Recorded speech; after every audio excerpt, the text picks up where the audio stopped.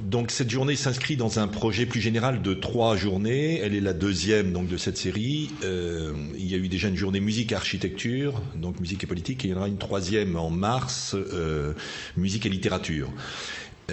Ces 3 journées se situent dans des cadres différents de la Cité de la Musique, directement au sens propre, enfin sur le campus, si je puis dire, de la Cité de la Musique. La première se tenait Cité de la Musique proprement dit, la seconde est ici, et la troisième se tiendra au Conservatoire. C'est aussi une manière de mettre en rapport les différentes institutions qui sont localisées sur ce site. Alors, donc on s'est mis d'accord, Laurent et moi. Je vais vous présenter dans un premier temps, jusqu'à environ 10 heures, le cadre général un peu de la journée, et ensuite, à partir de 10 heures, je ferai mon intervention proprement dit. Ma première intervention, donc celle que je vais aborder maintenant, sera si possible consensuelle, et je pense que la seconde, qui présentera mes positions propres sur la politique, sera dissensuelle. Donc, contrairement à l'habitude, au lieu d'avoir tension-détente, ça sera détente-tension. Bon. Alors, pourquoi ce projet général de la musique, un art du contemporain? L'hypothèse sur laquelle je suis parti, puisque c'est un peu moi qui coordonne ces 3 journées, chacune étant co-dirigée avec quelqu'un de spécifique à cette journée. Pour vous donner une idée, c'était Philippe Boudon avec qui j'ai fait la journée musique architecture, et je ferai la journée musique et littérature avec Michel Chailloux. Et donc Laurent Fénérou a eu la gentillesse d'accepter de co-diriger cette journée avec moi. Donc c'est l'hypothèse générale, et qu'il y a un moment singulier de la musique où converge finalement la clôture de 3 périodes. Je vais vous présenter, si tout ceci fonctionne plutôt, convergeant donc de 3 cycles de durée très inégale, de cycles musicaux. Le premier que j'appellerais, donc on peut indexer par le sérialisme, qui est un cycle de 50 ans, grosso modo, hein, on fait tout ça sans trop raffiner ici, donc la deuxième partie du XXe siècle, et je dirais que je présenterai en disant que ça correspond à la saturation d'un point de vue constructiviste marqué par le sérialisme. Donc on voit bien, disons, si vous voulez, pour dire les choses, qu'on n'est même plus dans un post-sérialisme maintenant, on est dans un post-post-sérialisme, et autant dire quand on est dans un post-post que justement ce dont on est post n'a plus de signification, d'orientation, c'est-à-dire la situation n'est plus orientée par le sérialisme, comme elle pouvait l'être dans la séquence post-sérialisme. Quand vous dites post-marxiste, etc., ça veut dire que vous êtes encore orienté par la question du marxisme, y compris dans le fait de la dépasser. Bon, visiblement maintenant on ne l'est plus, et donc le sérialisme, ou plus largement quelque chose de l'ordre du constructivisme, n'est plus en état d'orienter la musique actuellement. Ça, c'est le premier cycle. Deuxième cycle, un cycle qui cette fois couvre un siècle, grosso modo le XXe siècle, et que je caractériserais synthétiquement par l'idée que la musique a été orientée par une logique soustractive. Alors, qu'est-ce que ça veut dire soustractive? Soustractive de 3 dimensions canoniques de la musique, qui était le thème, donc disons grossièrement dit musique atonale, soustraction du thème, donc une musique athématique, et troisièmement, soustraction de la métrique ou de la carrure, disons, donc une musique amétrique. Alors évidemment, il y a eu des dimensions affirmatives, hein. Je ne vais pas du tout dire que la musique du XXe siècle n'a été que soustractive, c'est pas du tout ça, mais c'est simplement de dire que cette dimension soustractive a été en tous les cas très active au XXe siècle, et il semble assez clair que aujourd'hui, disons, cette puissance soustractive de la logique soit elle-même saturée ou épuisée, et que donc on rentre dans une nouvelle séquence, on va dire, qui serait plus affirmative que n'a été la musique du XXe siècle. Et alors, donc, vous voyez, 2 cycles déjà de durée différentes qui convergent, on va dire, dans une clôture actuelle, et puis un troisième, alors qui est beaucoup plus large, que j'appellerais un cycle millénaire, et qui correspond finalement à la mise en place de l'écriture musicale, du solfège proprement dit, et qui elle-même entre en crise aujourd'hui. Alors je m'étends pas trop sur ce point sur lequel j'ai eu assez souvent l'occasion d'intervenir. L'idée, si vous voulez, c'est qu'il y a eu un événement quand même tout à fait singulier dans l'histoire même de l'humanité, qui est l'invention de l'écriture musicale, en gros, bon, vous savez, autour du Xe siècle, et avec aboutissant vers le XIIIe, XIVe, je m'étends pas trop. C'est un événement considérable, aussi considérable à mon avis que l'invention de la démonstration mathématique, justement au VIe siècle avant Jésus-Christ, via Parménide, etc. L'écriture au sens propre, qui est plus simplement la notation, et je crois que ceci a joué un rôle absolument canonique pour constituer la musique en monde.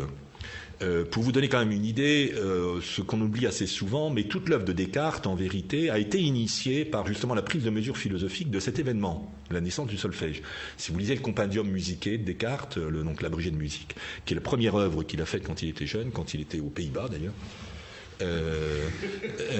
parce qu'on a un ami qui vient de là-bas, ça porte sur cette question-là, c'est-à-dire indirectement, mais on voit qu'elle est absolument tramée par ça, ne serait-ce que d'ailleurs par le fait qu'il y a des exemples musicaux d'écriture musicale à l'intérieur.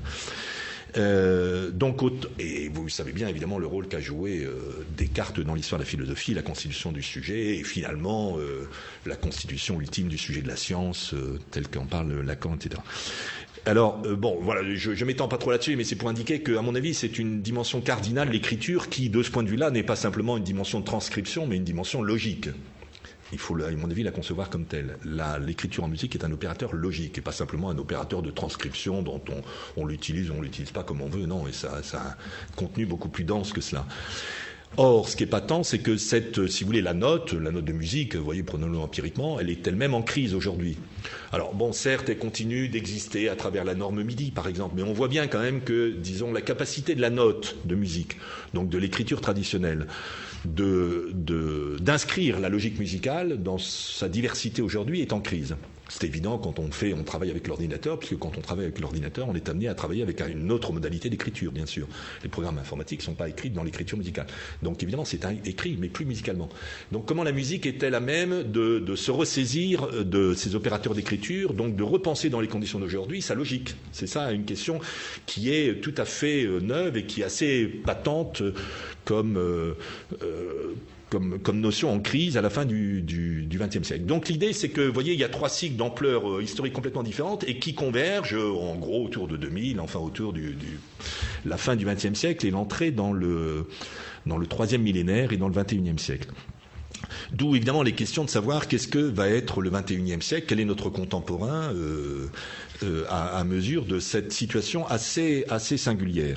Alors évidemment les réponses vulgaires à ça sont bien connues, c'est celles qui se présentent. C'est-à-dire les réponses vulgaires, ça va être vulgaire au sens où Marx parlait d'économie politique vulgaire, hein, c'est-à-dire vraiment ça consiste à dire on va promouvoir l'émotion contre la construction, on va le retour au ton, au thème, au maître, disons des positions néo, etc. Ou alors des positions qui se débarrassent du bébé avec l'eau, c'est-à-dire qui dit on n'a plus besoin d'écriture, il suffit d'avoir des notations, chacun fait son truc dans son coin et puis on se débrouille comme ça. Bon, je dis pas que pendant une certaine séquence il faut pas le faire, mais ceci évidemment n'est pas une réponse à hauteur des questions ici indiquées.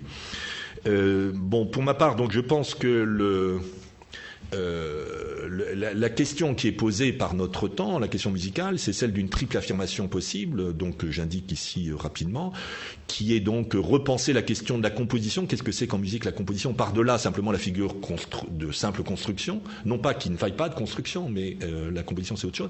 Je ne veux pas dire non plus que le sérialisme n'a été qu'une simple construction, ça c'est une vision entièrement fausse, il a été bien plus large que ça, mais disons c'est une des questions, je crois, qui est posée aujourd'hui.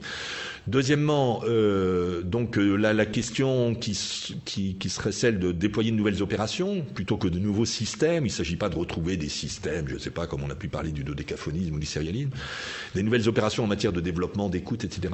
Quelles sont les opérations, y compris donc logiques, sur lesquelles la musique travaille, qui sont à hauteur du XXIe siècle? Et en particulier, donc, et troisième chose, remettre sur le chantier la question de l'écriture musicale, en particulier l'écriture informatique. Qu'est-ce que c'est que musicaliser l'écriture informatique? Bon, ça c'est une question en chantier aujourd'hui. Pour ceux que ça intéresse, je vais organiser l'année prochaine à l'ENS 2 journées de travail justement sur cette question d'écriture avec des scientifiques pour mettre en rapport les questions de la nouvelle écriture dans les arts, les différents arts, y compris la chorégraphie bien sûr.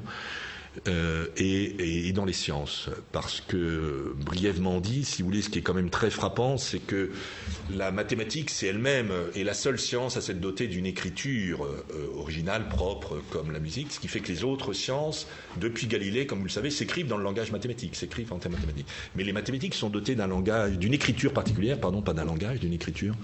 Qui dit écriture dit pas automatiquement langage, hein, pas du tout, je crois pas. Et cette écriture elle-même est aujourd'hui en mutation aussi dans les mathématiques. Donc il est intéressant par rapport à ces questions-là de se demander qu'est-ce qui se passe ailleurs et comment ceci peut nous éclairer, nous musiciens. Alors tout ceci, donc ça c'est pour un peu Alors, d'où un triple chantier de ce que j'appelle donc le logique musicale, qui serait de trouver une nouvelle logique d'écriture, une nouvelle logique discursive, c'est-à-dire comment la musique fait, comment la musique fait discours. Et moi, l'hypothèse sur laquelle je travaille, c'est que c'est pas parce qu'il y a discours qu'il y a langage. Hein. Ça, il faut séparer ces notions-là. Il n'y a aucune raison de les connecter. Et d'autre part, une nouvelle logique stratégique, ce qui veut dire qu'une œuvre, pour moi, c'est quelque chose qui a une stratégie. C'est-à-dire une œuvre, à la différence d'un simple morceau de musique. Prends l'exemple comme morceau de musique, je sais pas, un organiste qui improvise à l'offertoire, on lui dit vous allez m'en débiter 4 minutes, et puis si ça dure un peu plus longtemps, il en fait 5 minutes, si c'est plus court, il coupe au bout de 2 minutes. Bon, il vous débite donc là, il essaye d'avoir un discours musical, mais il n'a pas, évidemment, c'est pas quelque chose qui a une stratégie particulière, il occupe un peu le temps.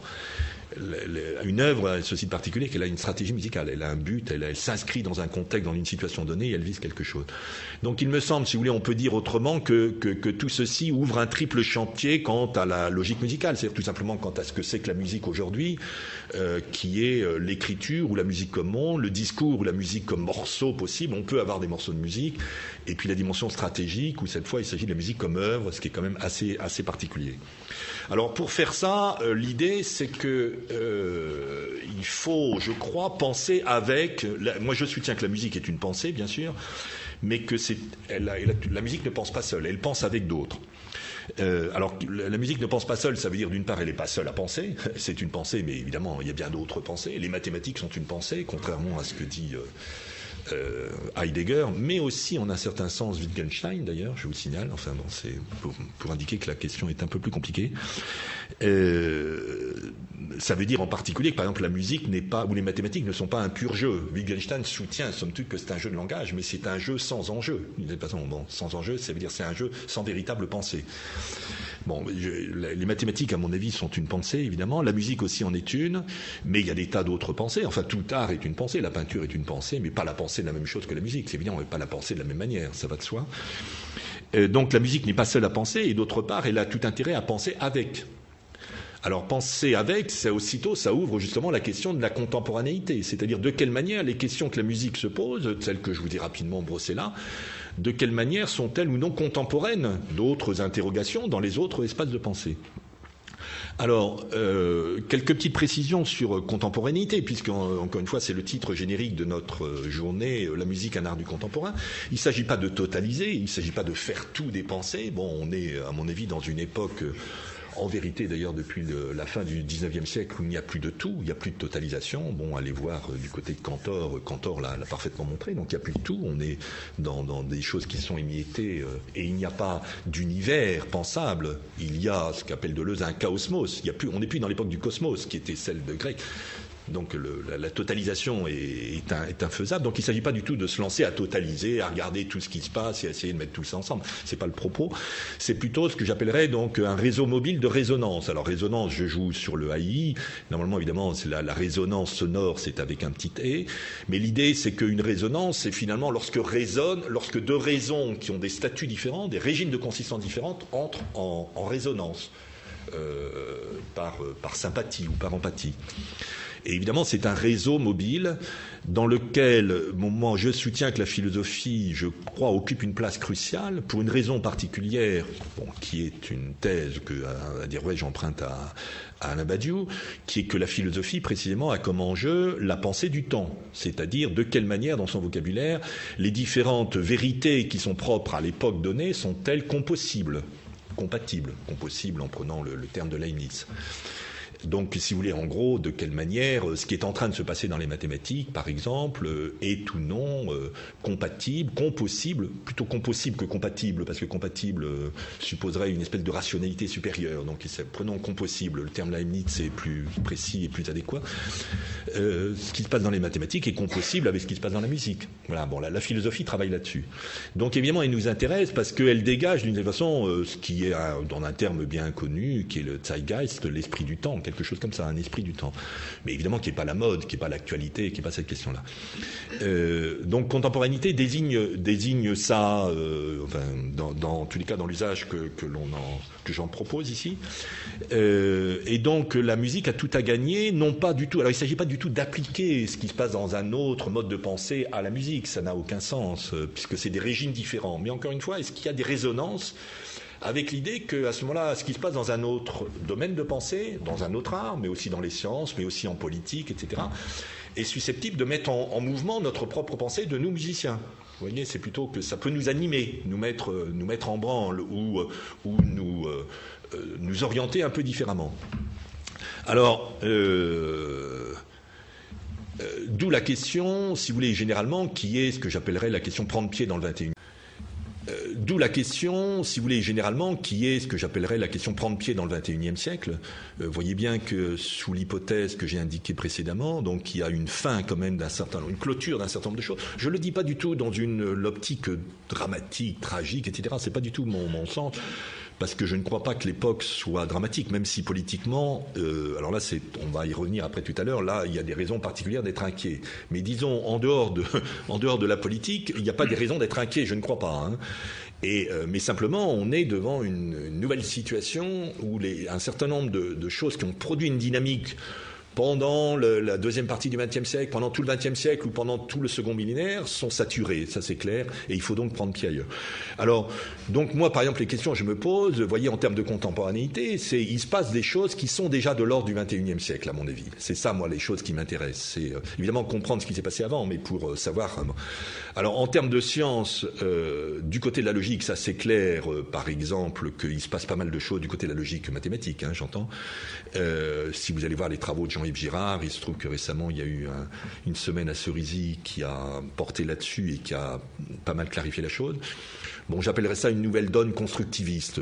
Là, je n'ai évidemment pas le temps de m'étendre, de détailler. Pour ceux qui le veulent, vous pouvez vous reporter un certain nombre de choses qui sont faites à l'ENS et qui sont accessibles. D'ailleurs, je vous l'indique à tous. Si vous allez sur le site de l'ENS, donc l'École normale supérieure, il y a quelque chose qui s'appelle Diffusion des savoirs, qui est très bien fait, qui enregistre en vidéo un certain nombre de choses. J'anime là-bas un séminaire mathématiques, musique, philosophie, dont les principales interventions sont en archive, donc vous pouvez vous y reporter. Et c'est un peu comme le CDMC, mais simplement, en plus, vous avez la vidéo. Donc ça facilite un peu la captation du discours.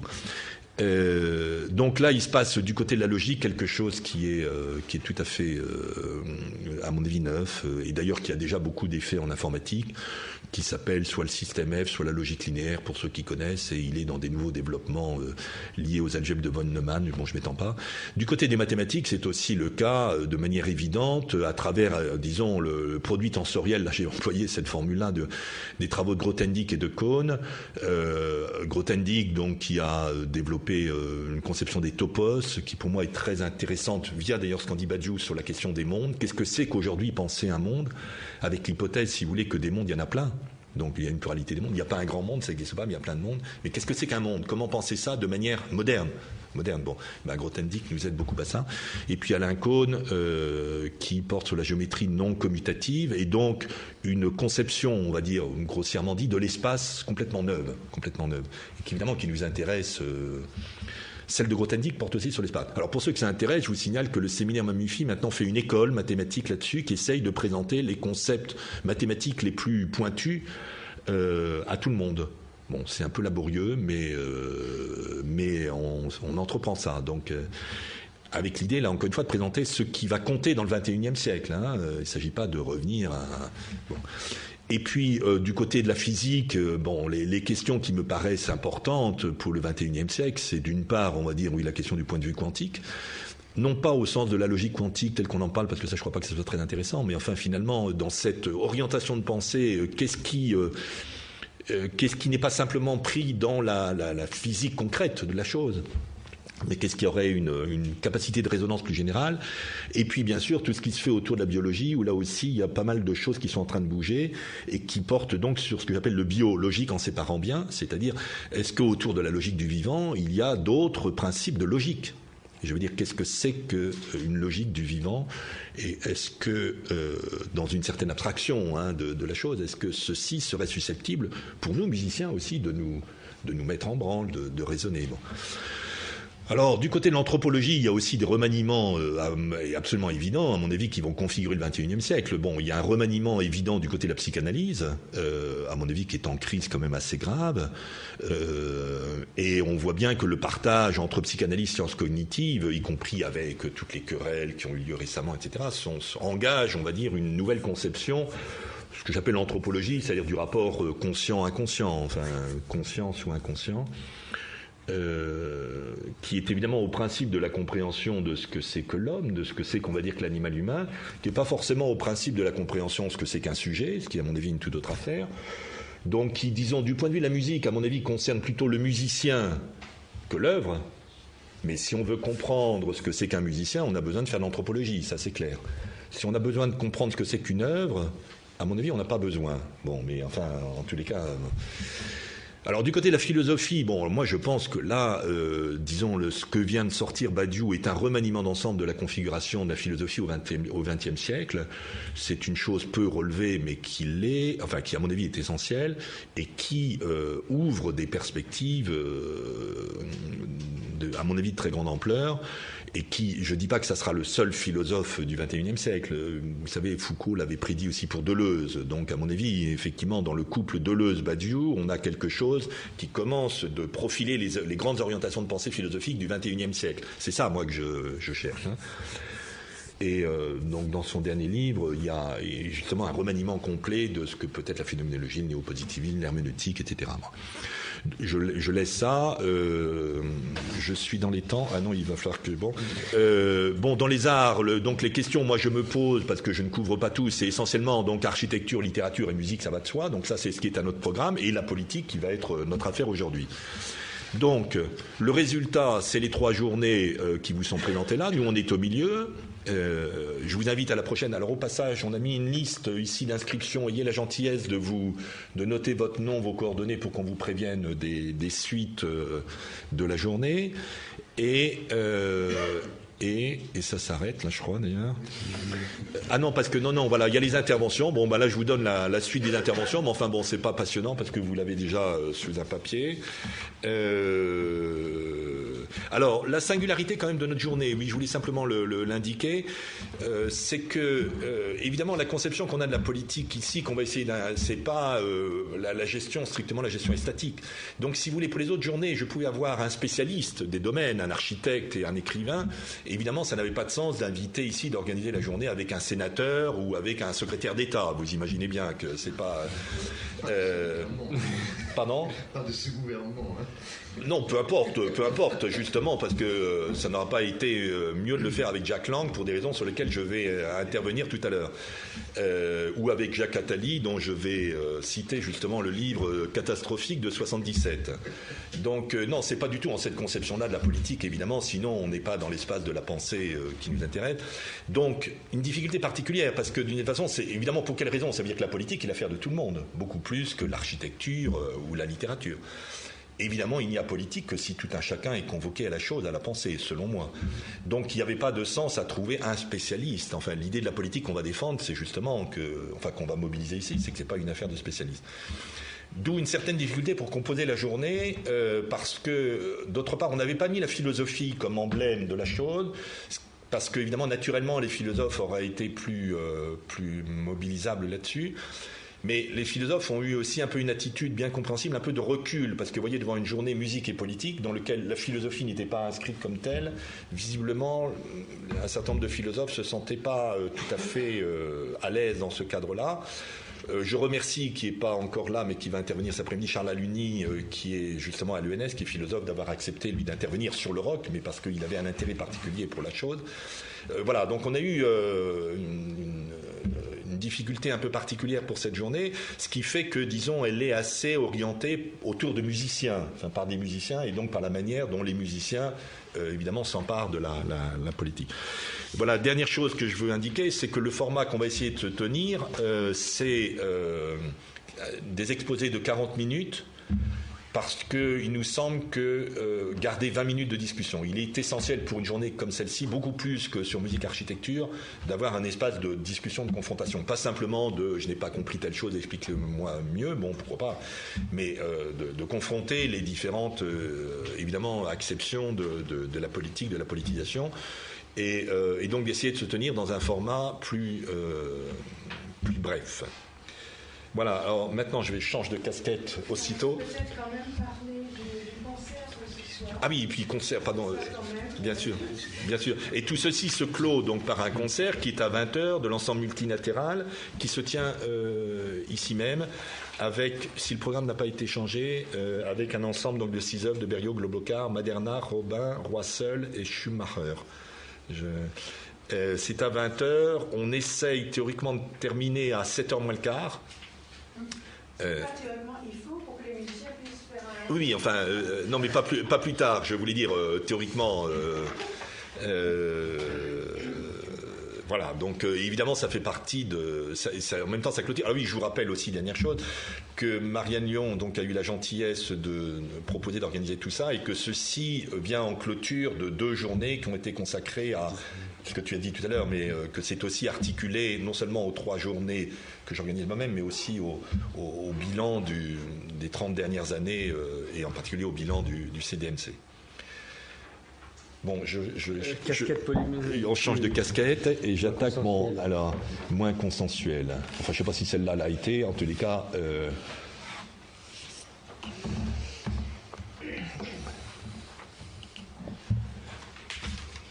Bien. Alors, donc on s'est réparti avec Laurent, politisation de la musique contemporaine, et je vais vous parler en particulier, mais pas uniquement, de mai 68. Alors, évidemment... Je porte... L'idée, c'est de traiter de l'aujourd'hui, la situation aujourd'hui. Alors, vous allez dire, mai 68, c'est pas aujourd'hui, mais justement, la thèse que je vais soutenir, c'est que, en un certain sens, le mai 68, je vais tâcher de le préciser, notre horizon est encore éclairable par mai 68, à mon avis. C'est la thèse que je vais soutenir, et c'est pour ça d'ailleurs que ça va se conclure, ma proposition, si j'ai le temps, par un projet moi-même que j'ai d'opéra sur 68, avec la conviction que mai 68 nous dit des choses absolument essentielles d'aujourd'hui encore. Alors, je vais d'abord, donc commençons par musique et politique, pour indiquer que les clôtures dont j'ai parlé tout à l'heure, à mon avis, sont relativement synchrones de clôtures en matière de politique. Alors, de ce point de vue-là, on peut indiquer qu'il y a une première clôture qui est celle, on va dire, de la politique marxiste ou du communisme marxiste. J'ai mis 1871, la Commune de Paris, parce que c'est évidemment le moment d'effectuation, le premier moment d'effectuation le plus dense, peut-être plus que 1848, que les révolutions nationales de 1848, mais en même temps, évidemment, vous savez bien que les textes fondateurs de Marx, je vais en parler tout à l'heure, c'est le manifeste du Parti communiste, c'est 1848. Mais enfin, disons, prenons 1871. Et alors, donc je dis pas clôture du vieux projet communiste, parce que le vieux projet communiste, il faut voir qu'il remonte à Spartacus, les premiers chrétiens, Thomas Müntzer, la guerre des paysans, Tolstoï, etc. Mais disons la figure marxiste du communisme. Et évidemment, la clôture de ça, c'est d'une part, évidemment, le tournant qui s'est passé, on va en reparler tout à l'heure, au milieu des années 70, en Chine et au Vietnam, mais après, disons plus massivement, la chute du mur de Berlin, qui a fait que, disons, la polarité du monde en 2 grands mondes, comme on disait à l'époque, capitaliste, communiste, a disparu. Et on va dire donc qu'il y a un siècle, si vous voulez, grosso modo, de clôture de cette séquence du communisme marxiste, premièrement. Deuxièmement, clôture, à mon avis, d'une autre séquence qui est plus large, qui est celle, on va dire, des révolutions, c'est-à-dire, je dirais, où la révolution était le paradigme de la radicalité politique. Alors évidemment qui est ouvert par la Révolution française, ça va de soi, et qui s'est terminé, alors là on peut en discuter, mais moi je le mettrais volontiers à la fin des années 70, en disant que la révolution iranienne, ce qu'on appelait comme ça, était peut-être les derniers paradigmes de la révolution. Et pour vous montrer clairement quand même qu'on est dans une nouvelle séquence, on a parlé de révolution à propos de ce qui s'est passé en Ukraine, la révolution orange, mais enfin c'était un truc qui était entièrement manipulé par la CIA, hein, donc vous voyez bien que là le mot révolution devient simplement l'emblème d'un coup d'État, une figure particulière du coup d'État, mais n'a plus grand-chose à voir avec la figure de la radicalité. Donc je dirais clôture, vous voyez, d'une séquence qui elle serait plutôt de 2 siècles, où on va dire, où la radicalité politique avait comme emblème la révolution, je crois. Alors, donc là aussi, ça se clôture grosso modo, je dirais, dans les années 80. Bon. Et évidemment, ceci pose une question. Alors, vous voyez bien donc que c'est grosso modo à peu près synchrone avec le précédent, et les deux donc ouvrent à une question qui, pour moi, est la question active. Qu'est-ce que va être le 21e siècle? Musicalement, j'en ai parlé tout à l'heure, mais qu'est-ce qui va être politiquement aussi?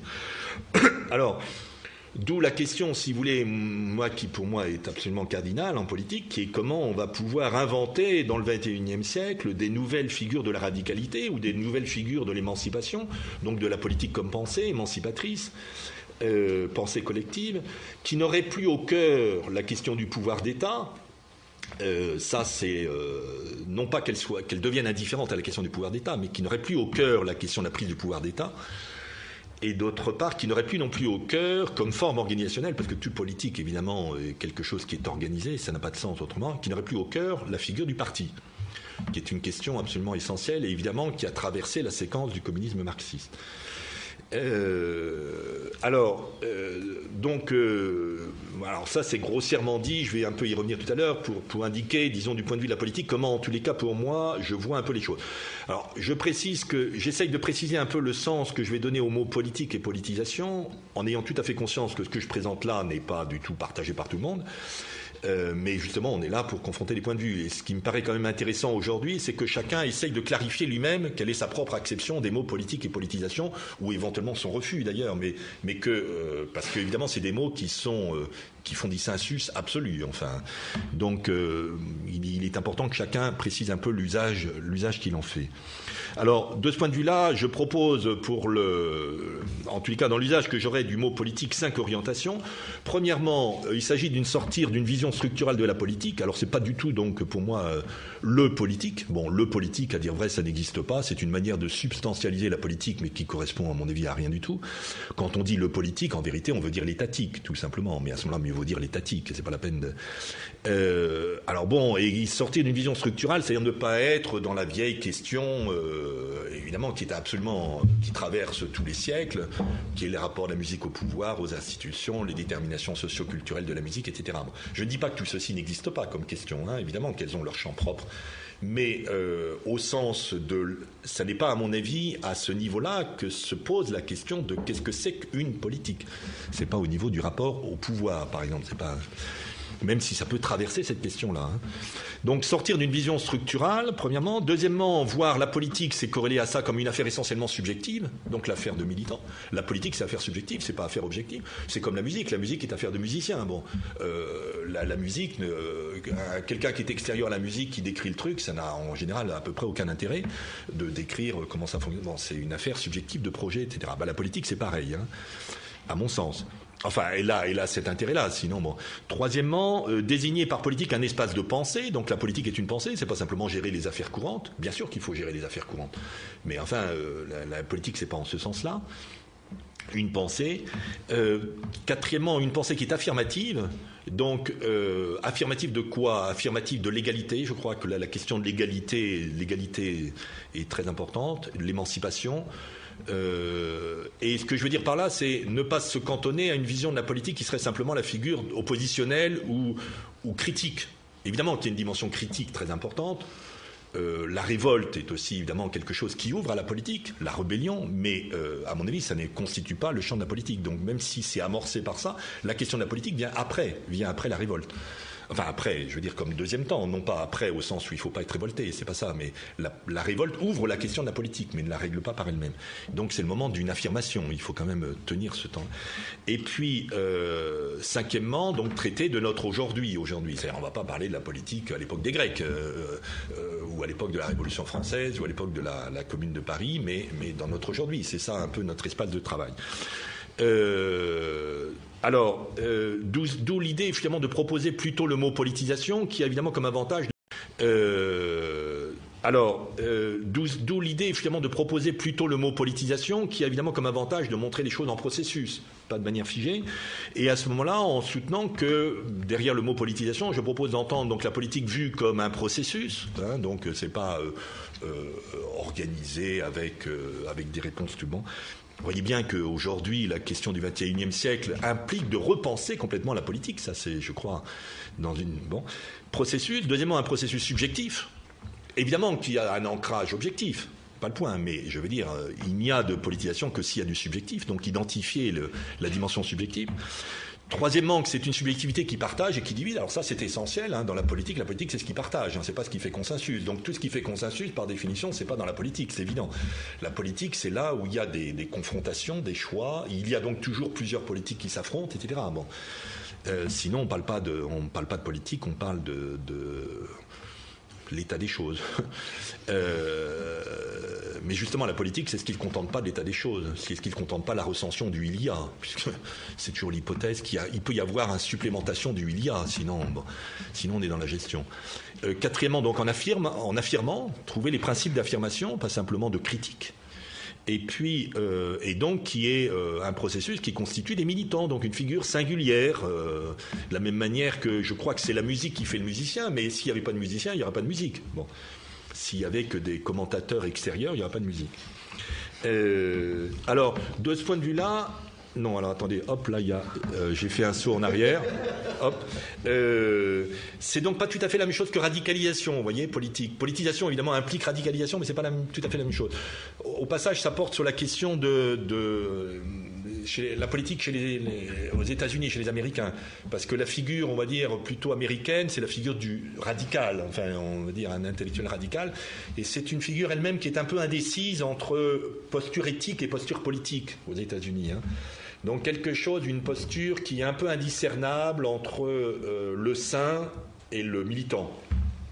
Un bon exemple, c'est qui vient de sortir un livre assez intéressant, Russell Banks, l'écrivain américain, qui vient de sortir d'ailleurs un livre d'entretien très intéressant sur l'histoire des États-Unis, qui est lié à un film où ils font l'histoire des États-Unis, d'ailleurs à partir des extraits de cinéma, etc. Et qui a été justement un militant radical de la fin des années 60. Mais voilà, c'est une figure radicale. Alors, évidemment, ça participe de ça, mais je voudrais pas limiter la politisation à la radicalisation, parce que, en un sens un peu plus précis. Bon. Alors, politisation de la musique, donc la question après débouche sur politisation de la musique, qu'est-ce que ça peut vouloir dire? Alors je crois que ça peut vouloir dire de trois sens. D'abord qu'un genre musical soit politisé, donc ça c'est mon exemple suivant du jazz à l'époque du free jazz. Bon, je vous ai mis en haut 3 pochettes de disques et en bas 3 bouquins sur l'époque du free jazz qui n'indiquent bien. Donc le disque Freedom Suite de Sonny Rollins, We Insist de Max Roach et puis Attica Blues qui est d'Archie Shepp. Et le bouquin Free Jazz Black Power qui est au début des années 70 par Philip Karl et Comolli, et puis 2 bouquins de le Roy Jones, je ne sais plus comment il s'appelait, Imiri Baraka après, qui ont été aussi emblématiques de cette séquence-là. Donc disons le premier cas où vous avez un genre musical, le jazz, dans sa séquence free jazz qui s'est politisé.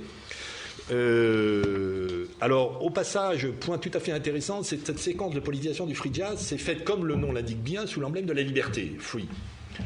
Alors, ça pose une question intéressante pour nous, parce que, évidemment, la première chose qui est de remarquer que, effectivement, liberté, là, d'une façon, désigne émancipation, c'est-à-dire on s'émancipe des tutelles et des manières d'enfermer, par exemple, le jazz dans des fonctions purement soit décorative, soit de divertissement, l'entertainment. Vous savez que pendant le bebop est né comme ça, parce que, enfin, ce qu'on raconte, mais c'est assez crédible. Bon, à la fin des années 30, les orchestres de jazz ont dansé dedans, etc. Et puis les musiciens de jazz en avaient marre d'être simplement les mecs qui faisaient le bal truc.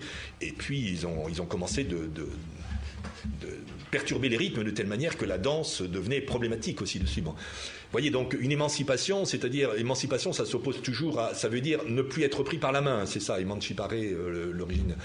Donc lorsque un art ne supporte plus d'être pris par la main et essaye de conquérir son autonomie de pensée, son autonomie de logique, etc.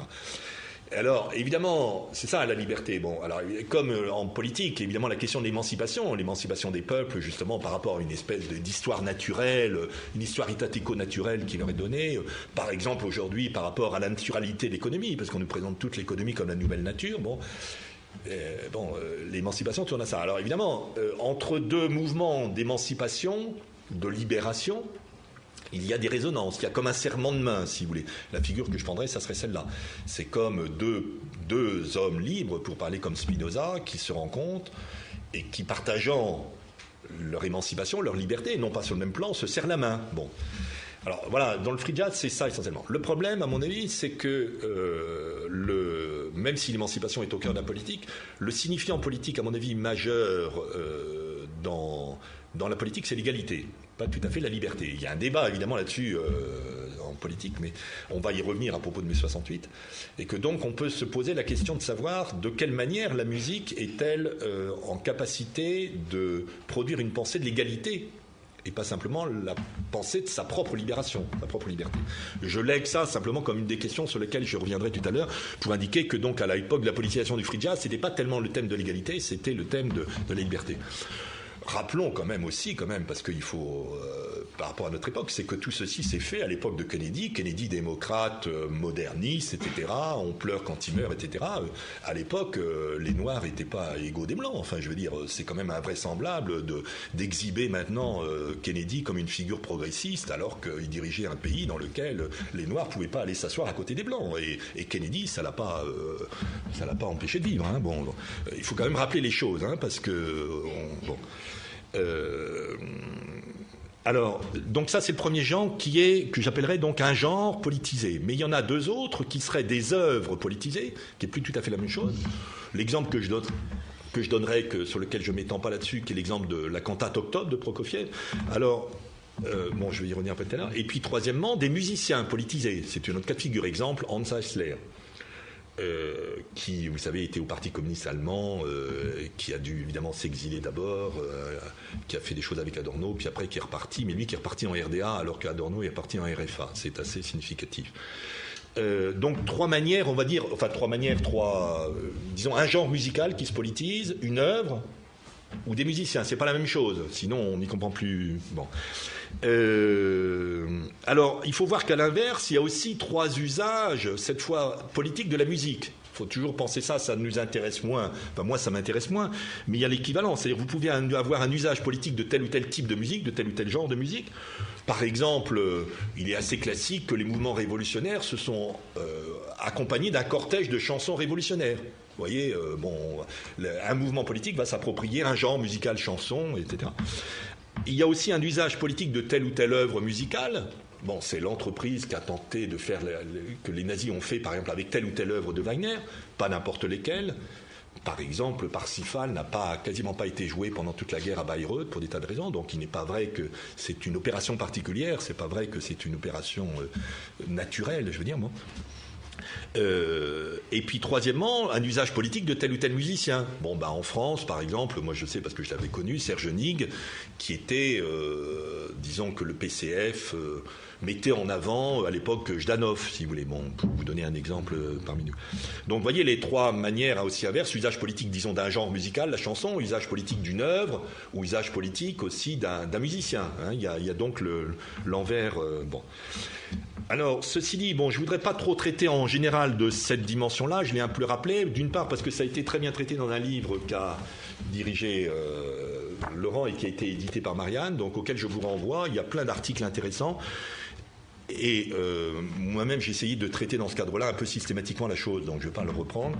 Et en plus, notre objectif aujourd'hui, c'est de le traiter d'aujourd'hui. Alors d'aujourd'hui, je voudrais le traiter du point de vue des 40 dernières années, parce que, encore une fois, je pense que notre moment actuel, au début du XXIe siècle, s'éclaire absolument de la séquence 40 ans, de 40 ans. Alors en gros, disons des années 60 jusqu'à maintenant, hein. Alors, je soutiendrai que globalement, ce cycle de 40 ans, 65, soit 2005, ou n'ayons pas le fétichisme des dates, a parcouru un cycle complet de politisation et dépolitisation. Politisation puis dépolitisation. Alors, donc là, j'ai fait un petit... Alors, pardonnez-moi... Attendez, qu'est-ce qu'il vient faire là, lui Attendez, ça... Non, attendez, là, excusez-moi, il y a un petit raté. Alors, en gros, si vous voulez, je vais reprendre après la chose, mais il y a une politisation croissante qui a atteint son apogée, on va dire, à la fin des années 60 et au début des années 70, Un premier tournant, je vais reprendre ça au milieu des années 75. Et puis, à partir de la fin des années 70 et le début des années 80, une dépolitisation massive. Alors, c'est là où intervient ce livre-là, qui soutient la thèse, à mon avis entièrement juste, que les années 80, c'est-à-dire les années quand même marquées par le mitterrandisme, le triomphe du mitterrandisme, sont des années cauchemars. Donc c'est un livre qui vient de sortir dans La Découverte, lisez-le, il est vraiment intéressant, on en parle assez peu. Donc c'est la décennie 80, le grand cauchemar des années 80. Il décrit tout à fait la dépolitisation qui a été évidemment au principe du triomphe de Mitterrand et précisément de l'émergence du thème de la fête par Jack Lang, etc., qui est en vérité un thème contre-manifestation, la fête. Enfin, il y a vraiment l'idée qu'on fait la fête quand on manifeste plus, quand on n'a plus rien à dire, et qu'il ne faut plus rien avoir à dire, et qu'il faut se remuer, et puis avoir la jouissance de la fête. Bon. Donc ce livre-là, qui vient de sortir, rétablit quand même les choses sur... évidemment, on n'est pas forcément tous d'accord là-dessus, mais il faut le critiquer à ce moment-là. Alors, d'où, si vous voulez, un petit schéma général que je vous propose, qui vaut ce qui vaut, mais qui présente, bon, vous voyez, c'est un peu bébête, pardonnez-moi, quand ça monte, ça veut dire ça se politise, et quand ça baisse, ça se dépolitise, mais c'est un peu pour donner quand même, rappeler quand même dans cette époque-là. Bon, moi, c'est une époque, je l'ai connue intégralement, mais il y en a peut-être beaucoup qui l'ont pas connue ou traversée. Donc, croissance avec les luttes des libérations nationales, évidemment, politisation très massive, accélérée au milieu des années 60 avec ce qui se passait au Vietnam, en Chine, apogée à la fin des années 60, on va y revenir, 68 et jusque 75. Un tournant en 75, à mon avis, marqué d'une part par ce qui se passe en Chine, la mort de Mao et le retournement complètement de la Chine. C'est quand même assez sidérant de voir qu'aujourd'hui, la Chine est devenue l'usine et l'emblème du capitalisme. Ce que Mao avait toujours dit, quand il avait dit, attention, si on continue pas là-dedans, ça va être le retour du capitalisme. Tout le monde disait à l'époque, attendez, il manipule les gens, il dit n'importe quoi, etc. Mais c'est vrai, on y est en plein dedans. Bon. Et donc, on retourne à une Chine. Bon. Et pareil pour Cuba, c'est-à-dire que tout le monde gueule sur Cuba en regrettant le temps de Batista, où Cuba était rempli de prostituées, et tous les Américains riches allaient le week-end à Cuba se taper le prostitué. Et maintenant, c'est redevenu comme l'emblème de la libération. Enfin, finalement, il faudrait que Cuba redevienne ça, parce que les Américains, ils ont bien le droit d'avoir un bordel en Amérique latine. Enfin, c'est quand même invraisemblable. Invraisemblable. Non, mais c'est quand même ça, aujourd'hui. Et en plus, on vous présente la prostitution comme une libération. Ça, je vais y revenir. Pourquoi ? Parce que c'est le triomphe de l'ère marchande. C'est-à-dire que maintenant, tout doit être marchandise. Et quelqu'un qui ose dire, attendez, le corps n'est pas une marchandise, on lui dit, mais attends, t'es pas moderne. Bon, mais ça, c'est... voilà. Il faut quand même, redire les choses telles qu'elles sont. Donc, il y a un changement à ce moment-là. Et puis, d'autre part, il y a eu, je rappelle, pour ceux qui ne le connaissent pas, il y a eu la révolution des œillets au Portugal, qui a été aussi un basculement en 75, qui s'est fait en 74, basculement en 75. Indépendance du Vietnam, donc les Vietnamiens gagnent leur guerre, heureusement. Et puis après, un deuxième tournant qui est à la fin des années 70, marqué à mon avis par trois choses. La révolution iranienne, d'un nouveau type complètement. Ce qui se passe à la Pologne, aussi d'un nouveau type, parce que les deux ne sont plus du tout sous un schème marxiste, si vous voulez. Et puis troisièmement, l'invasion alors par l'URSS de l'Afghanistan et du Cambodge par le Vietnam. C'est-à-dire un retournement où le Vietnam, qui était jusqu'à présent lutté contre l'invasion, devient lui-même un envahisseur. Alors évidemment, avec des tas d'arguments à la clé, mais n'empêche qu'il envahit. Bon. Et puis évidemment en France, Mitterrand qui vient récolter tout ça, et donc l'entrée dans la décennie cauchemar dont il parle là, dépolitisation massive, chute du mur de Berlin à la fin des années 80, qui entérine que finalement... alors vraiment, je ne suis pas un défenseur de l'URSS, etc. Dieu sait si justement dans les années 60 on l'a combattu. Mais n'empêche que ça entérine que maintenant, les riches n'ont plus peur. Les riches n'ont plus peur des pauvres. Parce qu'il n'y a plus de monde pour les pauvres. Donc les pauvres, de toute façon, sont condamnés à vivre là-dedans. Et donc un triomphe et une arrogance du capitalisme qu'on connaît bien. Et alors, qu'est-ce qui se passe à ce moment-là ? C'est-à-dire le capitalisme devient rebaptisé libéralisme. Bon, mais libéralisme, ça veut dire quoi ? C'est le triomphe de la marchandise. Mais le triomphe de la marchandise, c'est précisément ça, l'enjeu même du capital. Puisqu'en particulier, le capital, c'est ce qui permet de transformer la force de travail en marchandise. Enfin, pour ceux qui auraient... Bon, c'est pour lesquels ça dit les choses. Donc ça, et puis l'impérialisme est rebaptisé mondialisation. Mais mondialisation, ça veut dire quoi ? Ça veut dire simplement circulation sans limite de la marchandise, aussi bien des biens et des services financiers. et que potentiellement des corps. Alors pas tout à fait les corps quand même, parce que les gens justement circulent pas n'importe comment. On peut pas rentrer aux États-Unis n'importe comment. Si vous êtes en bonne santé et que vous allez pouvoir avoir travaillé, on va pouvoir. Et pareil pour la France, hein, parce que je vais taper sur les Américains, mais pour nous c'est la même chose. Donc si vous êtes un Africain et que vous pouvez avoir une force de travail intéressante de circuler, mais bon, la mondialisation c'est ça, hein, donc c'est simplement le triomphe du capitalisme. Point barre. Bon, et sans alternative. Qui donne cette espèce d'arrogance maintenant à ce monde-là. Bon. Alors, ce qui est frappant, c'est que... Bon, voilà, ça c'est... Et alors, simplement, ce que je crois, c'est qu'il y a une timide repolitisation actuelle, dont on peut en France la dater sans doute des mouvements, des grèves de 95, et puis un certain nombre de choses maintenant. Enfin, mais en tous les cas, c'est pour ça que j'ai mis une remontée timide, parce que... et puis, bon, vous voyez, mon schéma est entièrement linéaire, hein, vous me pardonnez, c'est simplement... la grossièreté de la chose, mais c'est il y a une remontée. En tous les cas, la question, on va dire, d'une repolitisation est réouverte, je crois, voilà, et qu'un monde comme ça, on peut pas y vivre honnêtement pendant 100 ans. On voit pas comment. Bon, donc évidemment qu'il va se passer des choses au XXIe siècle, c'est plus possible. Bon. Alors, ce qui est frappant, c'est qu'il est à peu près parallèle du mouvement de politisation, dépolitisation du côté des Noirs américains. Ce mouvement-là, si vous le prenez, je vous rappelle, la première partie, c'est le mouvement des droits civiques, Martin Luther King. Du côté du jazz, c'est le Coltrane, donc disons la partie du jazz qui commence à s'émanciper du bebop, le jazz modal, on va dire, etc. Ensuite, après, c'est les mouvements radicaux américains, évidemment ayant comme emblème les Black Panthers, et qui est à peu près contemporain du free jazz. Et puis après, on va se passer précisément à peu près de manière synchrone, au milieu des années 70, un effondrement dramatique des Black Panthers, etc., à la fois sous le coup de la CIA, mais aussi, évidemment, par manque de perspective politique dans la problématique politique des Black Panthers. Hein. Il faut, je veux dire, c'est immanent, à mon avis, à leur logique, justement, de n'avoir pas su, bon, par exemple, croiser les mouvements des radicaux blancs américains. Bon. Et qu'est-ce qui se passe à ce moment-là ? Ben évidemment, montée du nihilisme, c'est-à-dire gangstérisation, drogue, prostitution. Et du côté, à mon avis, du jazz, à partir de ce moment-là, c'est là où le jazz devient, en un certain sens, affaire de conservatoire, c'est-à-dire affaire académique, enfin affaire du passé, je veux dire, en un certain sens. Parce que qu'est-ce qui se passe à ce moment-là ? C'est que les musiciens du jazz les plus avancés sont fondus dans la musique contemporaine. Prenez le cas emblématique d'Anthony Braxton, qui, à partir de ce moment-là, a commencé de faire des concerts à l'IRCAM, etc. Donc ça devient de l'improvisation contemporaine, évidemment, qui a comme background le jazz, mais ça, moi qui suis musicien contemporain, j'ai aussi le jazz comme background. Mais disons, à ce moment-là, le jazz, est, à mon avis, a un peu disparu comme genre particulier, et on est devenu dans l'improvisation contemporaine.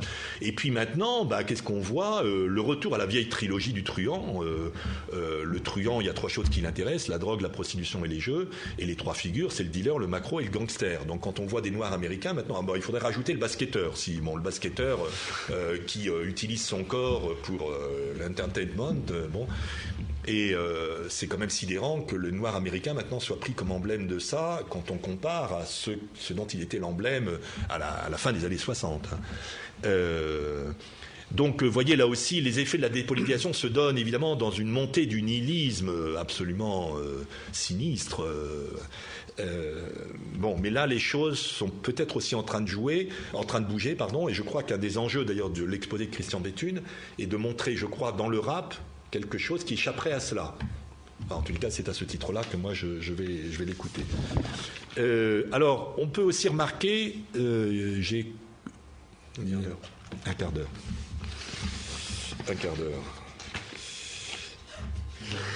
Ça va être un quart d'heure. Bon, alors je saute tout ça. Je voulais dire que il se passe des choses en musique à ce moment-là, mais tant pis, je vais sauter. Alors, ce que je veux dire, c'est qu'il y a un certain parallèle entre ces courbes-là et ce que j'appellerais, en tous les cas, du côté des musiciens. Bon, vous voyez, en un certain sens, avec le sérialisme, il y a aussi une parallélisme, parce que le tournant du sérialisme, c'est au milieu des années 60, ce qu'il faut bien comprendre conscience. Il y a un tournant avec Boulez, je quitte mon texte, et puis tant pis, j'improvise. Il y a un tournant de Boulez Capital qui est vers 65, le moment où, d'une façon, il va devenir principalement chef d'orchestre, et mettre sa dimension de compositeur un peu au second plan. C'est le moment où il est requis par Bayreuth, il va jouer par Parsifal, etc. Et donc sa carrière de chef international va prendre de l'ampleur.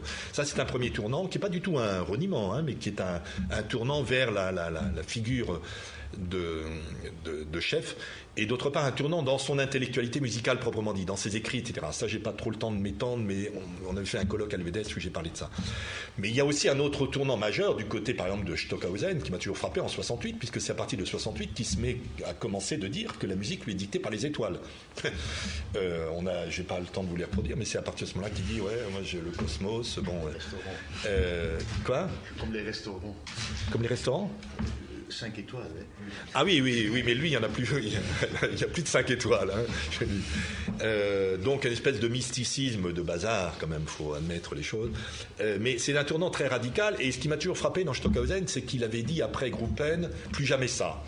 C'est-à-dire que l'effort d'intensité de Gruppen, qui est une œuvre splendide, d'une façon, après ça, à mon avis, il a quand même un peu... on est enregistré, donc il faut quand même que je mesure mes paroles. Il a canné, il a manqué de courage à partir de ce moment-là pour continuer dans cette truc-là.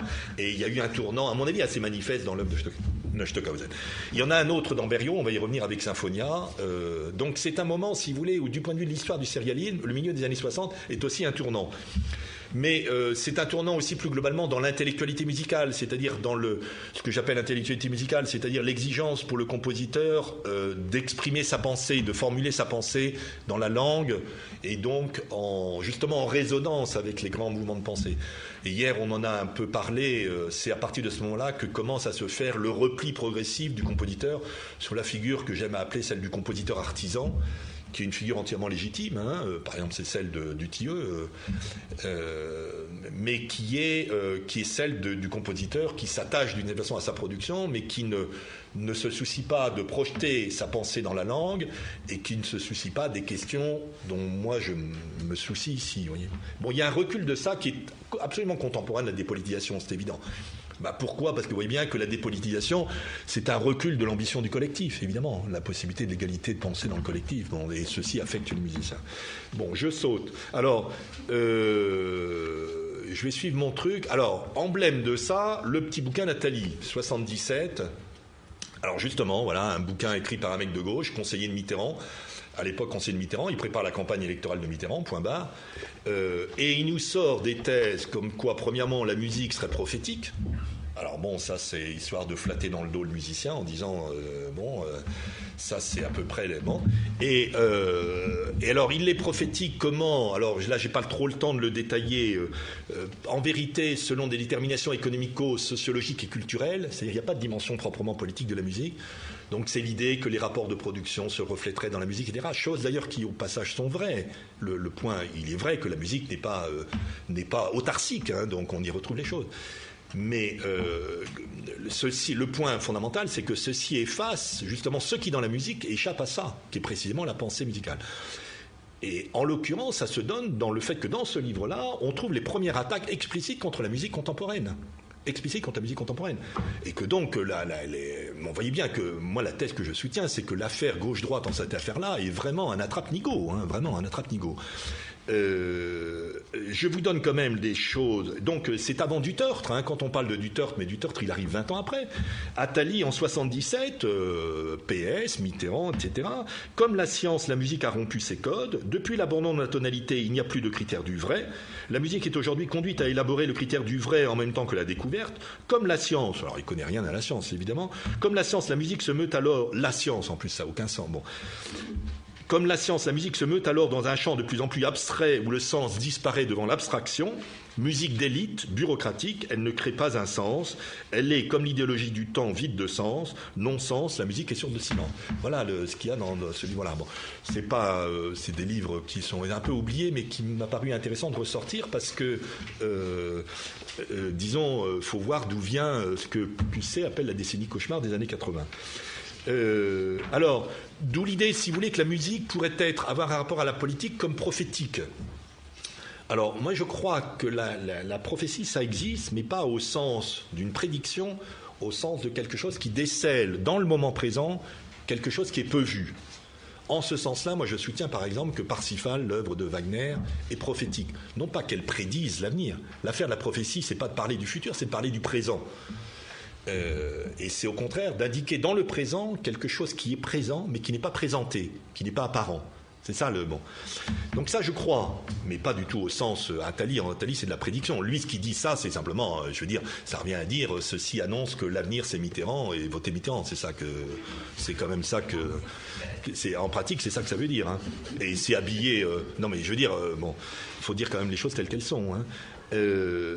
Mais simplement, ce que je crois, c'est qu'en matière de politique, il n'y a pas de prophétie, là, par contre. Ça, je crois, c'est la thèse que moi, je soutiendrai. Il n'y a pas de prophétie. Pour une raison absolument essentielle, c'est que la politique, évidemment, prend racine dans l'état des choses. L'état économique, sociologique, culturel, c'est évident que si vous êtes ignorant de ce que c'est que la France aujourd'hui, si vous êtes ignorant si vous restez enfermé dans le quartier latin, comme beaucoup de gens avec 1 kilomètre autour de l'ENS, vous connaissez absolument pas ce que c'est que votre pays. Donc il faut sortir, évidemment. Il faut connaître tout ça. Mais la politique n'est pas transitive à ça. C'est ça l'hypothèse que je soutiens. La politique est intransitive à l'état social, à l'état économique, à l'état culturel. La politique est dans une position de d'extériorité. Ceci a pris dans l'histoire du marxisme un nom très particulier que Lénine avait d'ailleurs avancé dans Que faire, qui était celui du militant professionnel. Donc le marxisme a toujours soutenu qu'à la fois, évidemment, il y avait des déterminations sociales, économiques, lisez le Capital, etc., mais que la politique n'était pas transitive à ça, qu'il fallait quelque chose d'autre, qui venait de l'extérieur.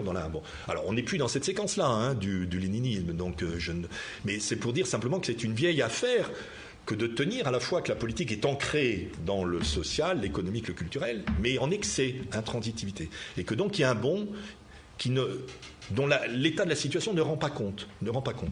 Donc, je ne crois pas qu'il y ait de prophétie en matière politique, strictement. Voilà. Et même si la musique est en capacité de prophétie, elle n'a pas en capacité de prophétie politique. C'est la thèse que je soutiendrai. Je soutiendrai que la musique, en fait, a une puissance singulière qui est une puissance idéologique. Alors là... oui, mais alors là, ça devient dramatique. Donc, il y a une triple dimension parce que la musique opère des synthèses. Alors bon, j'ai pas le temps de m'étendre, tant pis, je fonce. 3 types de synthèses avec le rythme, le timbre, et puis un croisement des deux, qui renvoie d'ailleurs à des modalités de synthèse différenciées par Deleuze dans Logique du sens. Ça, c'est très intéressant. Je suis pas du tout deleuzien philosophiquement, mais il y a quand même beaucoup. D'abord, c'est une très très grande philosophie. Il faut se la coltiner. Et en tous les cas, autour de la problématique des différents types de synthèse dans Logique du sens, je trouve ça, pour nous musiciens, assez parlant.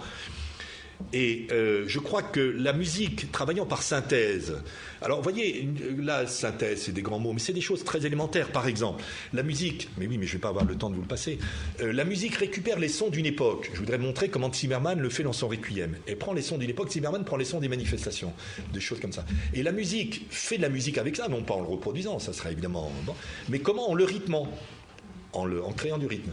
Et par le simple fait de créer du rythme avec ces objets sonores, on va dire, elle fait de la musique. Et donc, elle a une capacité, vous voyez, et le rythme à ce moment-là, c'est une manière de faire synthèse, c'est-à-dire une synthèse connective, ce qu'appelle Deleuze, c'est-à-dire une manière de mettre les choses côte à côte, les unes à la suite des autres, de faire une connexion de choses qui, dans le cas osmose, sont déconnectées, de sons qui sont déconnectés.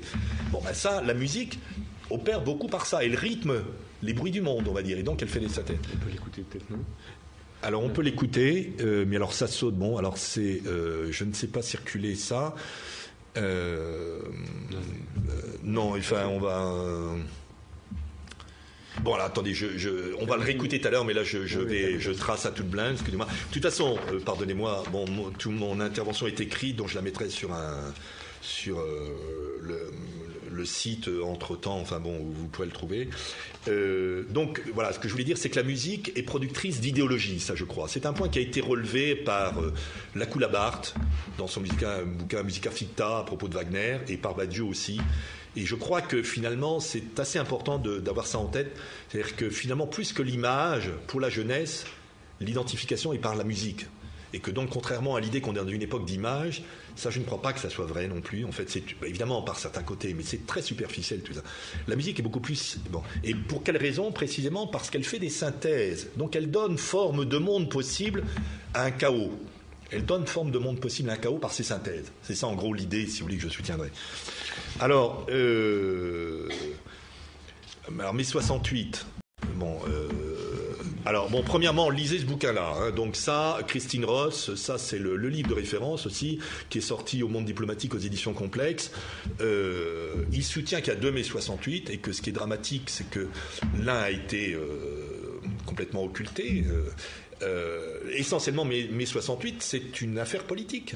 Mai 68, c'est la plus grande grève que la France ait jamais connue, la grève ouvrière, 3 fois celle du Front populaire. C'est pas les étudiants au quartier latin en train de dire interdit d'interdire et vive la jouissance. Donc il y a un mai politique et un mai politique, et puis il y a un mai, on va dire, culturel, la révolution des mœurs. Alors j'aime bien le bouquin, l'article de Pierre-Albert Castanet sur mai 68, il y a plein de choses intéressantes, mais il est à mon avis un peu faiblard par le fait que lui justement il épouse cette vision de mai 68 comme révolution des mœurs. Mais ça, la révolution des mœurs, ça a été une construction a posteriori qui a été faite justement par tous les gens qui ont connu le vrai mai 68 et puis qu'à la fin des années 70 ont tourné kazakh, et ça fait à partie absolument de la constitution du cauchemar des années 80 que de faire croire qu'en 68 c'était une affaire d'étudiants, de Cohn-Bendit, etc. qui allaient faire les clowns devant les CRS, comme si il n'y avait pas eu des millions d'ouvriers en grève. Et ils n'étaient pas en train de faire des millions en grève pour dire vive la jouissance. Qu'est-ce que c'est que ces âneries-là? C'est quand même insupportable. Bon. Donc, lisez ce livre-là, c'est toute sa thèse qui montre très bien comment toute la dimension politique novatrice de 68, qui a été quand même justement arriver à repenser la politique dans des conditions nouvelles, à distance de la chape que faisait régner là-dessus le PCF et les syndicats à l'époque, et comment une politique d'émancipation en France est possible et concevable, qui soit évidemment autre chose que d'aller aux élections voter pour à l'époque c'était pour Alain Poher et pour De Gaulle, ou pour Le Canuet et puis De Gaulle. Enfin, qu'est-ce que c'est que ces trucs-là? Donc tout mai 68 a été cette brèche là-dedans, et je crois que cette brèche reste d'actualité. Et bon, lisez ce livre. Bon, alors ça, je saute sur le manifeste, c'était le truc. Bon, ça, je saute aussi sur Christine Ross. Non, mais là, je suis désolé, j'ai pas contrôlé mon temps, j'ai 5 minutes. Oui. Christian est là. Christian Béthune? Non, il n'est pas là. Bah, sinon, j'interviendrai à sa place. Hein. Oui, tu veux dire ça donnerait du temps? Oui, mais on peut pas faire comme si il n'arrivait pas.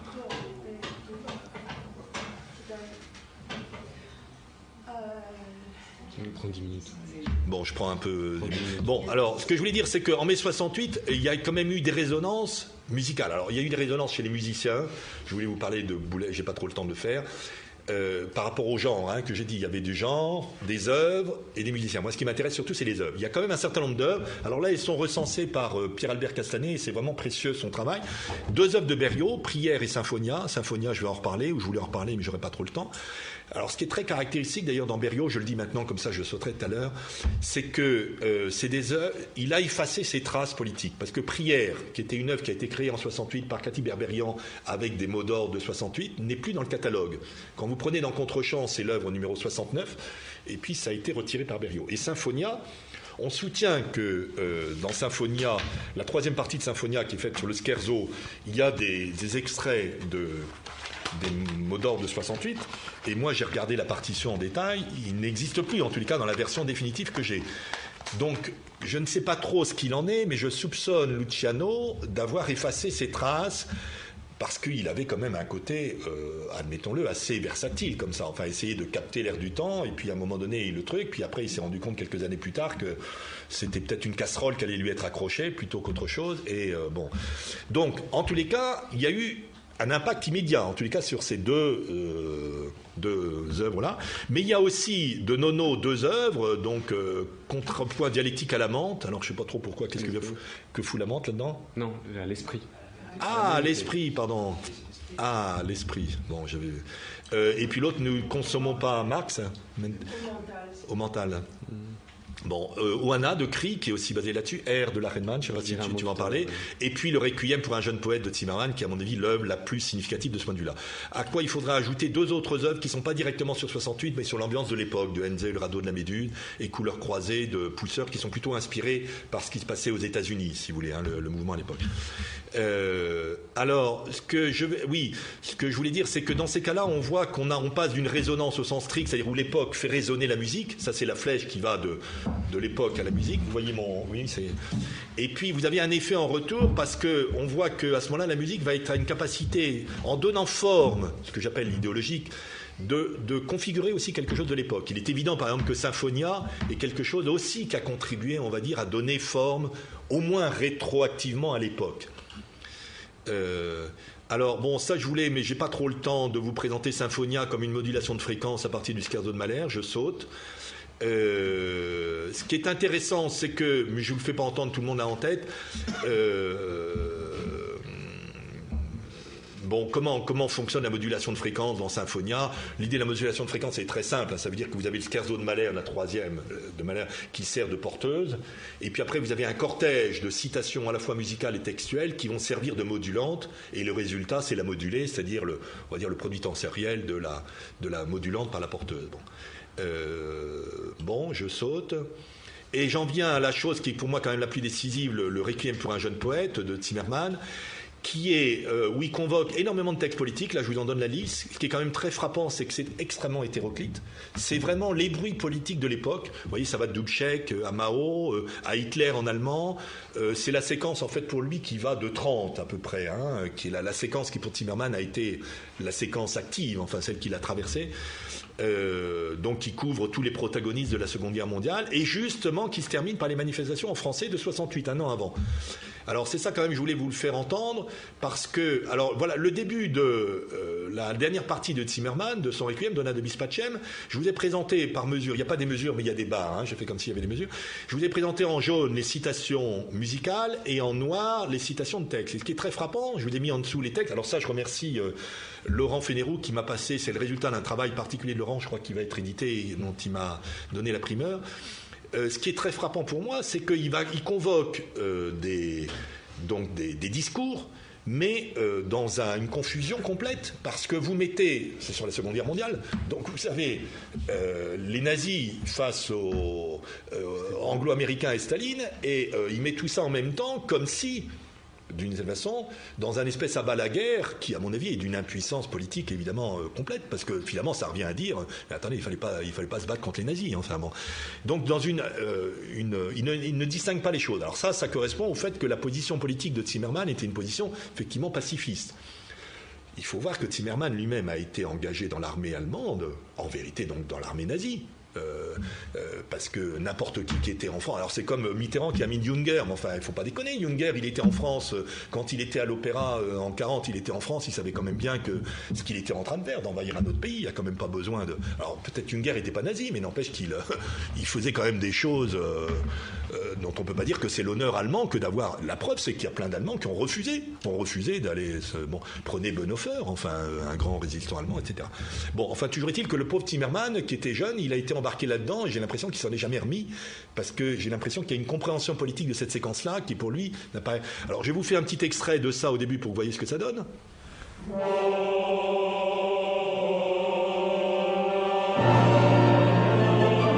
Alors Beethoven, neuvième.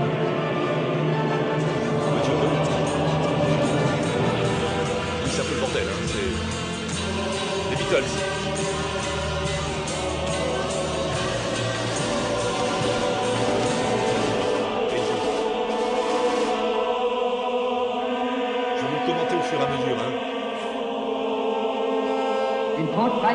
Von Ribbentrop.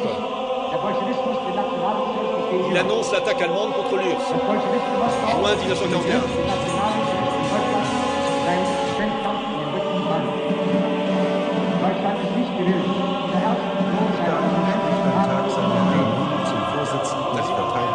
Normalement, c'est Staline qui répond justement à c'est le discours à l'URSS face à l'attaque nazie.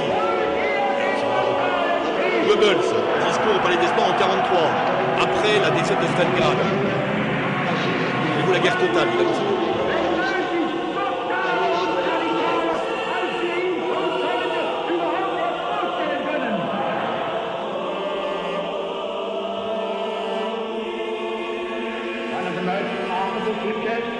Alors ça, c'est sans doute la DCA, c'est sans doute le communiqué de la division de DCA.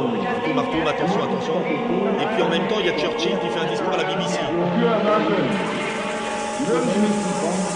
Bon, et puis après, vous répétez, après il y a deux nazis, Rainer et Freisler, qui sont au moment des tribunaux après la tempête. Vous voyez, un espèce de... Voilà, alors ça c'est c'est la dernière partie, hein. On est ici à peu près 10 minutes avant la fin.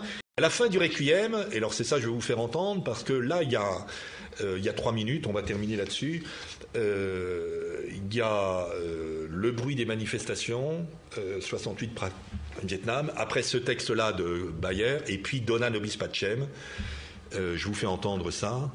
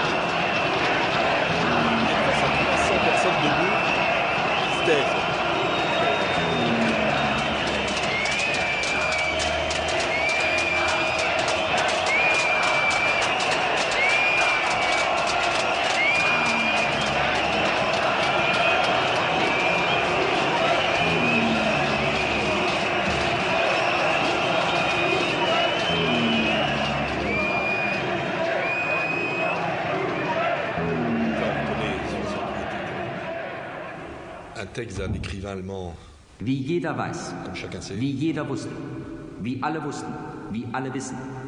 Wissen das alle? Das können unmöglich alle wissen. Wie manche wissen. Was manche Arbeiter, Bauern, Generale, Staatsmänner wissen.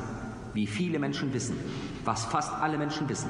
Fast alle Menschen wissen das. Alle Menschen sollten das wissen. Was jeder Mensch wissen sollte. Mancher Mensch weiß das, was ich wusste, wie ich wusste. Wie ich, Marcel Oppenheimer und die Damen wussten. Wie ich und Milita Mendel wissen. Wie Nina und ich wussten. Wie jeder sehen konnte. Wie fast jeder sehen konnte. Wie jeder aus einiger Entfernung sehen konnte. Wie jeder sehen kann. Wie jeder Mensch sehen kann.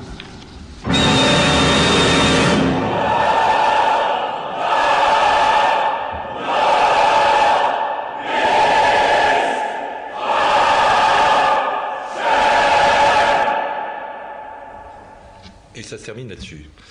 Alors c'est assez sidérant parce que si vous voulez, pour moi, et je ne vais pas l'exposer, j'ai le projet de faire un projet d'opéra sur 68 justement, qui repartent de la fin du Requiem, parce que pour moi c'est comme un suicide de la musique, si vous voulez ça. C'est à la fois extrêmement, comment dire, convaincant, sérieux, etc. Timmerman n'était vraiment pas un type qui jouait avec la situation, hein. Donc on voit qu'il l'endosse complètement. Mais il y a une situation absolument, pour moi, un peu insupportable musicalement, qui est que, donc il a une puissance musicale extrême, vous voyez, 300 choristes, 100, bon, etc. Et puis, il y a le projet, à mon avis, dans cette œuvre-là, d'arriver à faire une musique qui soit à hauteur des bruits du monde, de l'époque, tous ces bruits convoqués. Et en vérité, ça aboutit, à mon avis, à un échec qui est quand même signé par le fait que justement à la fin, tout le monde se tait, ne sait plus qu'écouter les bruits du monde, et puis hurler dans une scansion quasiment amusicale, Dona nobis pacem, et venir en plus une paix qui va nous arriver de l'extérieur, on ne sait pas qu'est-ce qui va nous la donner, etc.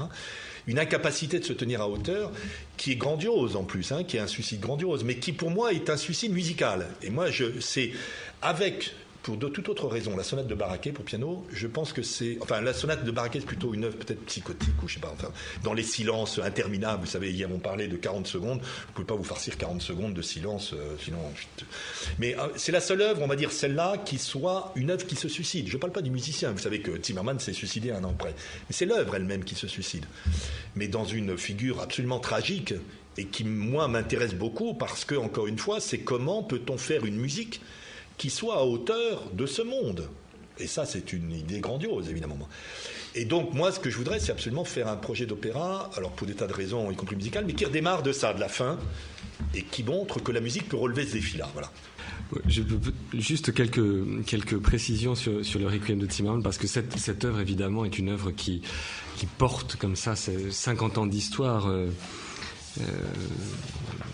de façon tragique, et c'est une œuvre aussi par rapport à ce que tu disais avant, j'aimerais bien avoir ta position là-dessus, qui est une œuvre éminemment subjective, et je pense l'œuvre se suicide, comme tu le dis. Alors ça, Zimmermann l'a lui-même écrit d'ailleurs dans une lettre qu'il a à l'un de ses amis à cette époque-là.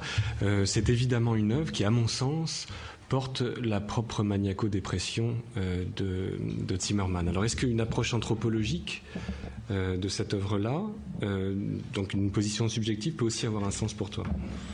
Oui. Bien sûr qu'elle a un sens. Moi, c'est pas celle qui m'intéresse, hein, pour des tas de raisons. Ne serait-ce que parce que je crois que le rapport entre l'œuvre et le musicien est un rapport archi confus. Je pense que précisément la capacité d'une œuvre d'exister comme une œuvre, c'est lorsque les ponts sont coupés. Reconstituer le pont coupé, moi ça m'intéresse pas trop, mais pourquoi pas. Là, quand je parle de subjectif, c'est pas subjectif au sens de l'individu, hein, c'est subjectif au sens musical du terme. Alors bon, là on parle politique, évidemment. Alors politique, ça veut dire quelle est la politique, comment dire, c'est pas ça. Quelle est la politique en subjectivité convoquée par l'œuvre ? C'est ça. Alors moi je constate par exemple que on met ensemble Churchill, Hitler et Staline. Ça n'a aucun sens. Enfin, ça ne peut pas vrai, ça n'a pas aucun sens. Ça a un sens strictement pacifiste. Qui était là. Alors on sait qu'il se trouve que c'était la position de Berndt, on peut parler, bon, c'était sa position. Alors après il y a évidemment toute une investigation anthropologique qui serait de savoir le musicien Berndt Alois, prenons-le par son prénom, comment ça se fait qu'il a adopté cette position-là. Et là évidemment son histoire est intéressante et m'intéresse, mais ça n'éclaire pas grand-chose à mon avis sur la question de l'œuvre, parce que ce qui m'intéresse c'est l'immanence de l'œuvre. C'est qu'est-ce qu'on décèle dans l'œuvre, enfin, parce qu'on pourrait très bien avoir on peut avoir adéquation entre le point de vue de l'œuvre et le point de vue du musicien, mais on peut avoir discord. On pourrait donc et je dis pas que c'est pas inintéressant d'ailleurs, mais enfin je veux dire l'œuvre va être éclairée de toute façon par elle-même, et il faut éclairer l'œuvre par elle-même parce que précisément c'est ça la force de la musique. Alors donc par contre la dimension subjective c'est sur la politique, c'est disons la dimension pacifiste ou impuissante face à la politique de l'œuvre, du Requiem, ça m'intéresse, me frappe. Et effectivement, il n'est pas du tout dans l'objectivité. Mais on voit que c'est pour ça que c'est dramatique, c'est tragique même, mais au sens très fort du terme. C'est-à-dire c'est une œuvre qui est vraiment soucieuse de savoir comment la musique, ce que je redis là, je ne peux pas le dire autrement, va être à hauteur des bruits du monde de son temps. Et les vrais bruits de son temps, c'est ceux-là. Et lui, il le prend au sérieux. Il est pas, c'est pas. On m'a raconté que Berriot, à la même époque, c'est Pierre-Albert Castanet qui raconte. Ah oui, qui à la même époque faisait cuire des nouilles sur scène. Puis après, il y avait Cathy Berberian qui chantait, qui allait le faire circuler, etc. Bon, on voit que Berriot, il était complètement désorienté et prêt un peu à suivre un peu toutes les modes. Bon, c'est un immense musicien et compositeur, hein, Berriot. Mais disons, du point de vue de son rapport à la politique, c'est bon, c'était beaucoup. C'est pas du tout de la même farine.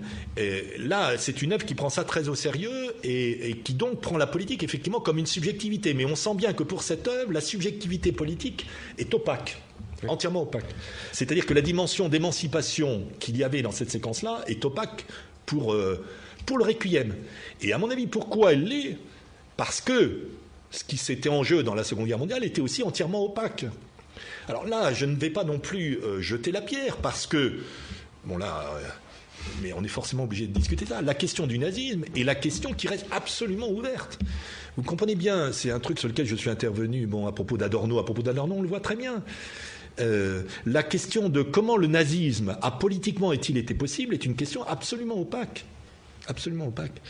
Et cette question-là continue de nous peser de manière dramatique. Et moi, je pense qu'en plus, les puissances occidentales ont été, de ce point de vue-là, ont contribué de manière massive à l'opacification. Alors là, on va se mettre à... Mais par exemple, même la qualification de crime contre l'humanité, dont d'ailleurs, quand on regarde le procès de Nuremberg, qui est simplement la 4e, pas la première, est une catégorie qui, évidemment, opacifie absolument la politique. Mais pour quelle raison ça l'opacifie ? Parce que vous voyez bien que les puissances occidentales ont elles-mêmes été les États occidentaux dans une tranquillité face au nazisme qui est quand même absolument sidérante. Je veux dire, faut quand même, vous prenez les États-Unis, je veux dire, en 40, la guerre, il n'y a pas de raison de faire la guerre. Il n'y a quand même pas de raison de faire la guerre. Et tant que nous, ils envahissaient les autres pays, ce n'était pas tellement notre problème, etc., etc. Bon.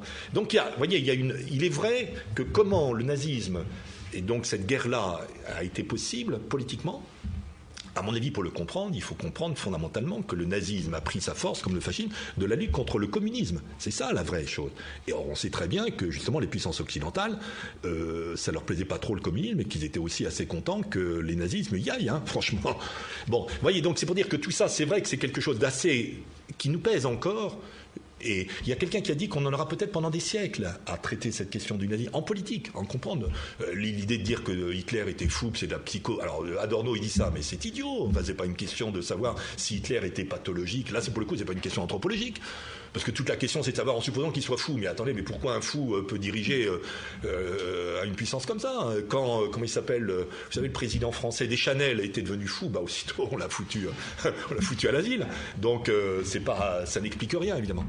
Bon, alors ce que je veux dire par là, c'est que donc je crois qu'effectivement, elle est très confuse dans ce requiem-là, et je peux comprendre pourquoi pour une œuvre allemande, elle soit assez confuse. Alors, je pose une... Mais subjective. Oui, je pose une autre question toujours sur cette œuvre, parce que tu as parlé du fait qu'il n'y avait pas de totalisation possible dans le discours politique actuellement. Est-ce que c'est pas une œuvre qui a tenté la totalisation et qui y a échoué ? Est-ce que c'est pas là qu'elle échoue aussi ? Je crois pas, parce que je sais pas en quel sens tu l'entends, parce qu'il totalise pas tout. Enfin, je veux dire, il totalise... Qu'est-ce qu'il totalise ? Non, je crois que c'est pas ça. Moi, je ne pense pas, parce qu'il y a d'autres choses qui sont pas convoquées. Il y a quelques... Ah ben voilà, on a bien fait de... Bonjour, Christian. Non, je vous en prie. Vous êtes le bienvenu. Non, je crois pas qu'il essaye de totaliser l'époque. Je pense pas. Non, je pense que... Non, je crois pas. Je vois pas d'ailleurs pourquoi tu dis ça, parce qu'il y a plein de choses qui ne sont pas dedans. Donc on voit bien quand même qu'il sélectionne dans les bruits du monde certains bruits du monde. Enfin, je sais pas. Et du point de vue de la politique, il le saisit dans les grands affrontements de l'époque. Donc il ne totalise pas... Non, je dirais pas ça. Non, il essaye de le saisir dans ce qui est le plus aigu de la figure politique, dans les affrontements les plus aigus, ce qui est à mon avis de bons propos, puisque précisément c'est là où on les prend dans la subjectivité, des subjectivités qui s'affrontent. Et je crois simplement c'est que ça vient de sa manière de comprendre, d'essayer de comprendre ce qui se passe dans cette affaire-là. Et de le comprendre pour la musique, mais c'est là où pour moi c'est dramatique. Parce que vous voyez que le bilan de ça, peut-être, effectivement, la musique ne doit pas se soucier des bruits du monde. Ou alors elle va se soucier des bruits du monde, elle va se soucier de la fête, etc. Bon, alors là, c'est la versant ânerie. Parce que ça peut être ça. La musique n'est pas capable de se mêler de ça parce que c'est trop confus, c'est trop compliqué, c'est trop de choses, ou c'est trop violent. Bon. Alors moi, à mon avis, je dis pas que la musique a vraiment besoin de le faire. La preuve, c'est que moi, dans mes œuvres, jusqu'à présent, je l'ai pas fait. Mais je pense que la musique doit être capable de le faire. Parce que la musique éprouve sa pensée, c'est la même chose quand moi, par exemple, régulièrement, j'éprouve le besoin comme compositeur de me confronter à la musique électronique, enfin électroacoustique. Non pas que ça soit nécessaire, mais que la musique doit être capable, d'une façon, de se confronter à ces matériaux sonores offerts par l'ordinateur. Il doit être aussi capable de se confronter à ça. Ça, je crois que c'était la conviction subjective de Bernd Alois, du musicien, mais aussi de l'œuvre. Et ça, c'est une conviction forte. Enfin, vraiment, mais qui se termine tragiquement.